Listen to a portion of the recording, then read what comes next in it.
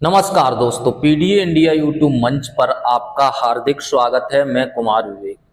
बहुत बड़ी खबर आ चुकी है समाजवादी पार्टी को लेकर। इन दिनों समाजवादी पार्टी 2027 के जहां उत्तर प्रदेश विधानसभा की चुनावों की तैयारी कर रही है, वहीं समाजवादी पार्टी उत्तर प्रदेश ही नहीं, अब दूसरे प्रदेशों में भी अपनी पार्टी का विस्तार कर रही है।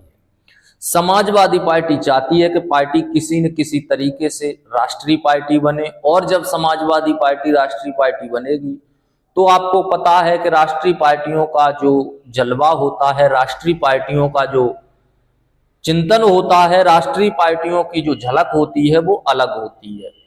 अभी उत्तर प्रदेश में राष्ट्रीय पार्टी अगर बात की जाए तो बहुजन समाज पार्टी भी है, और भारतीय जनता पार्टी भी है, कांग्रेस भी है, आम आदमी पार्टी भी है। ये 4-5 भारत की राजनीतिक पार्टियां हैं जो राष्ट्रीय पार्टी हैं। हालांकि समाजवादी पार्टी के बसपा हो, आम आदमी पार्टी हो, इन पार्टियों से ज्यादा विधायक और सांसद भी हैं, लेकिन फिर भी समाजवादी पार्टी का जो सपना है कि राष्ट्रीय पार्टी समाजवादी पार्टी बने, वो अभी तक नहीं बन पाई है।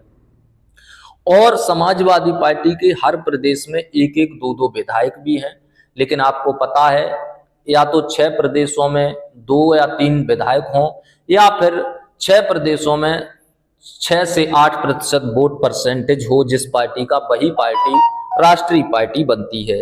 ये राष्ट्रीय पार्टी का जो खिताब है आम आदमी पार्टी को मिल चुका है, लेकिन अब इसकी जो सोच है, अब जो राष्ट्रीय पार्टी में समाजवादी पार्टी आना चाहती है, और ये समाजवादी पार्टी की सोच है। समाजवादी पार्टी चाहती है कि अब पार्टी को राष्ट्रीय पार्टी बनाया जाए। राष्ट्रीय पार्टी बनाने के लिए पार्टी के नेता और कार्यकर्ता, चाहे वो राष्ट्रीय नेता हो या फिर क्षेत्रीय नेता हो, लगातार कार्य कर रहे हैं। और अब जब राष्ट्रीय पार्टी समाजवादी पार्टी को बनाना है तो पार्टी अब दूसरे प्रदेशों में भी अपना संगठन बना रही है। समाजवादी पार्टी जब दूसरे प्रदेशों में अपना संगठन बना रही है, अभी आपको पता है महाराष्ट्र में चुनाव चल रहे हैं, निकाय चुनाव, उसमें भी पार्टी लड़ रही है, उत्तराखंड में भी चुनाव लड़ी, महाराष्ट्र और हरियाणा में भी समाजवादी पार्टी चुनाव लड़ना चाहती थी, लेकिन कांग्रेस ने महाराष्ट्र और हरियाणा हो या फिर मध्य प्रदेश हो, इन प्रदेशों में कांग्रेस चाहती है कि अगर समाजवादी पार्टी को टिकटें देंगे और अगर ये गठबंधन में आते हैं और अगर ये बढ़ जाएंगे तो हमारा ही इससे नुकसान होगा, आने वाले समय में हम खत्म हो जाएंगे और समाजवादी पार्टी आगे बढ़ जाएगी। इसीलिए कांग्रेस समाजवादी पार्टी को हर प्रदेश में गठबंधन नहीं करती है और आगे बढ़ने देना नहीं चाहती है। अब बड़ी खबर आ रही है समाजवादी पार्टी को लेकर हरियाणा से। वैसे तो हरियाणा में जब चुनाव हुए तो समाजवादी पार्टी के राष्ट्रीय अध्यक्ष अखिलेश यादव ने कहा था कि गठबंधन के तहत उनको ज्यादा नहीं तो 4 से 5 या 6 सीटें जो भी दी जाएं। वैसे तो 10 सीटों की मांग की थी, लेकिन लास्ट में कहा था कि 5 ही सीटें दे दी जाएं, लेकिन कांग्रेस ने उनको वो 5 सीटें भी नहीं दी थी। आम आदमी पार्टी से भी कांग्रेस ने गठबंधन नहीं किया था, लेकिन समाजवादी पार्टी अब कांग्रेस के भरोसे नहीं है और हर प्रदेश में अपना संगठन का विस्तार कर रही है। समाजवादी पार्टी चाहे हरियाणा हो, राजस्थान हो, गुजरात हो या फिर मध्य प्रदेश हो, यानी कोई भी देश का प्रदेश हो, हर प्रदेश में अपनी पार्टी के विस्तार कर रही है और चुनाव भी लड़ रही है। जो चुनाव आ रहे हैं वो चुनावों में भी जा रही है। अब हरियाणा में बड़ी खबर है कि समाजवादी पार्टी ने अपने प्रदेश अध्यक्ष का ऐलान कर दिया है।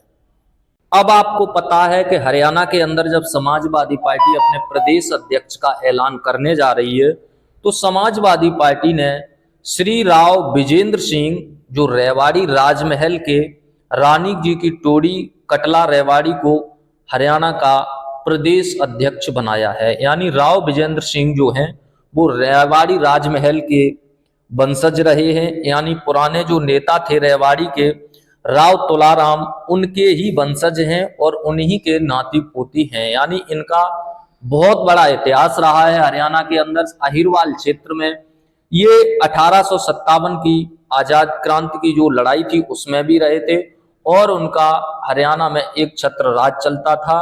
और आपको पता है कि हरियाणा के अंदर राव तुलाराम का नाम अच्छा खासा है, जिन्होंने अंग्रेजों के खिलाफ हथियारबंद विद्रोह किया था। रेवाड़ी का जो पुराना राजमहल है, हवेली है, वही उनका निवास स्थान भी माना जाता है। उन्होंने अंग्रेजों से संघर्ष किया और रेवाड़ी से उन्होंने अंग्रेजों को बाद में खदेड़ भी दिया था।